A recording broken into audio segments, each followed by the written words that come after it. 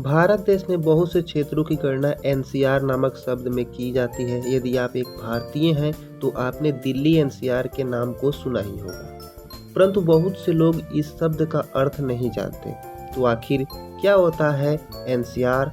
NCR का full form क्या है और कौन कौन से शहर एनसीआर के अंतर्गत आते हैं? इन सभी प्रश्नों का उत्तर आज हम जानेंगे। एनसीआर का फुल फॉर्म जानना भी उतना ही जरूरी है जितना इसके बारे में जानना। एनसीआर का फुल फॉर्म है नेशनल कैपिटल रीजन। भारतीय हिंदी भाषा में इसे राष्ट्रीय राजधानी क्षेत्र के नाम से भी जाना जाता है। तो आइए जानते हैं एनसीआर क्या है। एनसीआर एक ऐसा क्षेत्र होता है जिसके अंदर कई राज्य शामिल होते हैं। आमतौर पर हम सभी देखते हैं कि दिल्ली एनसीआर नामक एक शब्द कहा जाता है। दिल्ली एनसीआर के अंतर्गत बहुत से आस पड़ोस के राज्य आते हैं। दिल्ली एनसीआर का निर्माण करने का एक बहुत ही मुख्य कारण है। जैसा कि हम सभी जानते हैं, दिल्ली एक घनी आबादी वाला क्षेत्र है तथा यहाँ पर शहरों से लोग नौकरी की तलाश में आते हैं।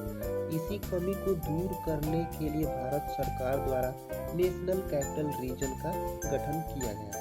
जानकारी के लिए बता दें कि एनसीआर का पुराना नाम national capital region planning board था, जिसे भारत सरकार द्वारा 1985 में स्थापित किया गया था।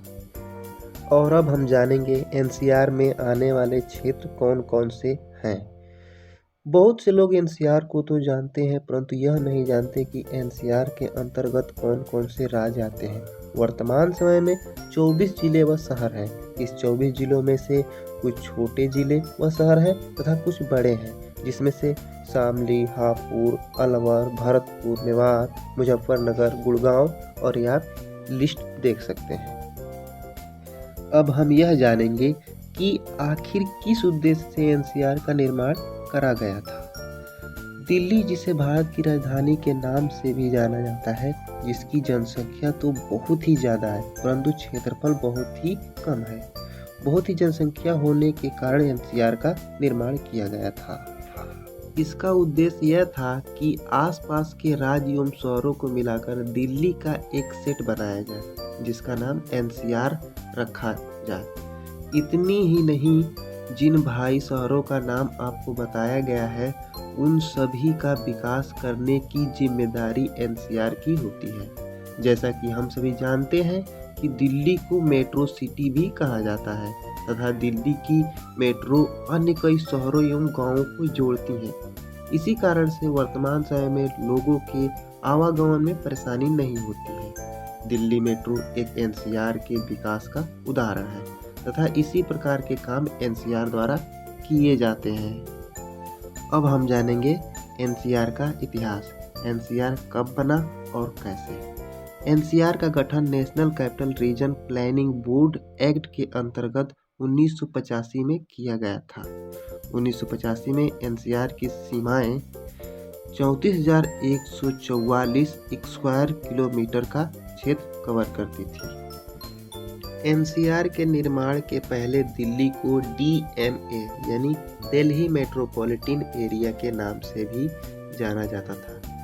दिल्ली मेट्रोपॉलिटन एरिया की सीमाओं में गाजियाबाद, फरीदाबाद, वल्लभगढ़, गुड़गांव, भानगढ़ और लोनी जैसे क्षेत्र आते थे तथा इन सभी ग्रामीण क्षेत्रों की जनसंख्या 1951 में करीब 1 लाख से कुछ कम ही थी। अगस्त 1990 में दिल्ली मास्टर प्लान को मंजूरी देकर शुरू कर दिया गया, जिसके अंतर्गत बहादुरगढ़, नोएडा को समाहित किया गया तथा उसके बाद कुंडी नामक शहर को दिल्ली मेट्रोपॉलिटन एरिया के अंतर्गत लिया गया, जो कि कुल मिलाकर 3,182 वर्ग किलोमीटर का क्षेत्रफल समाहित करते थे। 9 जून 2015 को भारत सरकार द्वारा 3 जिलों को एनसीआर में मिलाने का अप्रूवल पास किया गया। इन जिलों में जिंद, पानीपत और करनाल नाम शामिल था। यह तीनों जिले हरियाणा एवं मुजफ्फरनगर उत्तर प्रदेश के राज्यों में से थे। दिसंबर 2017 में शामली जिला यूपी राज्य से एनसीआर में शामिल किया गया। इसी प्रकार से 2021 तक 24 जिलों का नाम एनसीआर में शामिल हो चुका था। 24 जिलों में से कुछ दिल्ली के 11 जिले अनुकूलित नहीं हैं। यही था पूरा एनसीआर के बारे में। यदि आपको वीडियो अच्छी लगी हो और यदि आप सपोर्ट करना चाहते हैं तो चैनल को सब्सक्राइब करें। धन्यवाद।